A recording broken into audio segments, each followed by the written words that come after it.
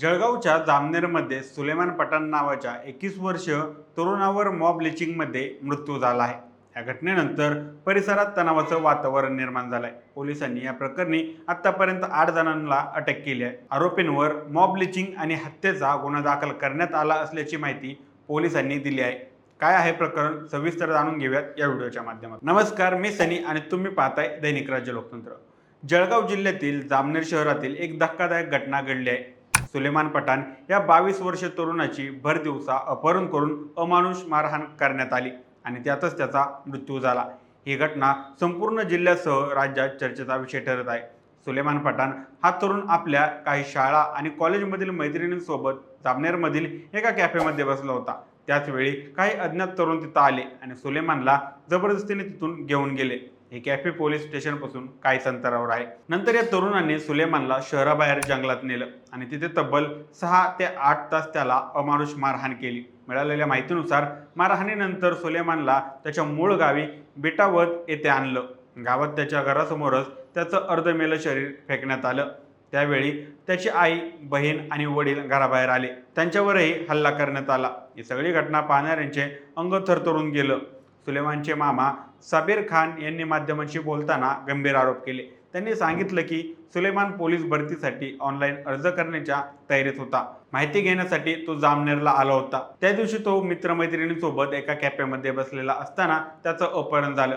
त्याला शहराबाहेर नेऊन निर्गुण मारहाण करण्यात आली। ते पुढे म्हणाले की हे प्रकरण फक्त मारहाणीपुरतं मर्यादित नव्हतं, तर त्याच्या आई वडील आणि बहिणीलाही मारहाण करण्यात आली। इतकंच नाही तर मृतदेह गावात आणून सगळ्यांसमोर फेकला गेला। हे सगळं पूर्वनियोजित कट असल्याशिवाय अशा पद्धतीने होऊ शकत नाही। जळगाव जिल्ह्याचे पोलीस अधीक्षक डॉक्टर महेश्वर रेड्डी यांनी सांगितलं की ही घटना 11 ऑगस्ट रोजी घडली।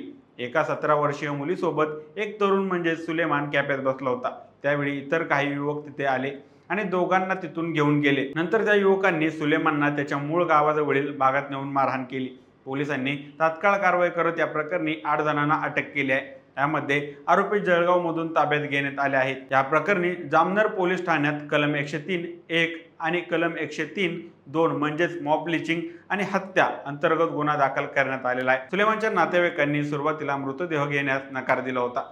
त्यांनी शहरात 1.5 तास रस्ता रोको केलं। पाचोरा रोडवरील रेल्वे स्टेशनकडे जाणाऱ्या रस्त्यावर हे आंदोलन करण्यात आलं, त्यामुळे वाहतूक ठप्प झाली। पोलीस अधीक्षक रेड्डी आणि इतर अधिकाऱ्यांनी नातेवाईकांशी चर्चा करून त्यांना समजवलं। शेवटी पोलीस बंदोबस्तात शववाहिका बाहेर काढण्यात आली आणि मृतदेह बेटावद येथे नेण्यात आला।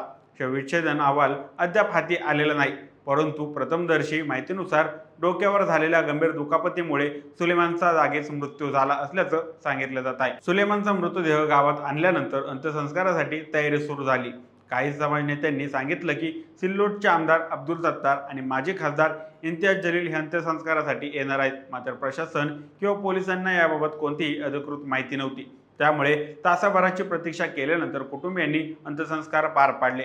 सुलेमानच्या आजोबांनी माझ्या नातवाची निर्गुण हत्या झाली आहे, तो आमचं घर चालवत होता, पोलीस भरतीची तयारी करत होता।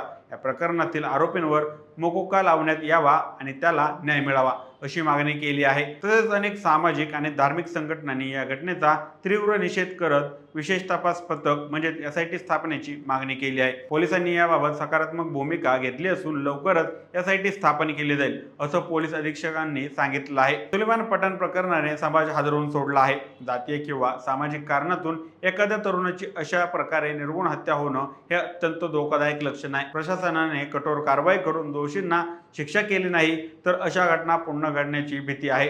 सुलेमानच्या कुटुंबाला न्याय मिळावा ही सध्या सर्वांची अपेक्षा आहे। बाकी या माहितीबाबत तुमची मते काय आम्हाला कमेंट करून नक्की कळवा आणि जर दैनिक राज्य लोकतंत्र चॅनलवर नवीन असाल तर चॅनलला नक्की सबस्क्राईब करा। धन्यवाद।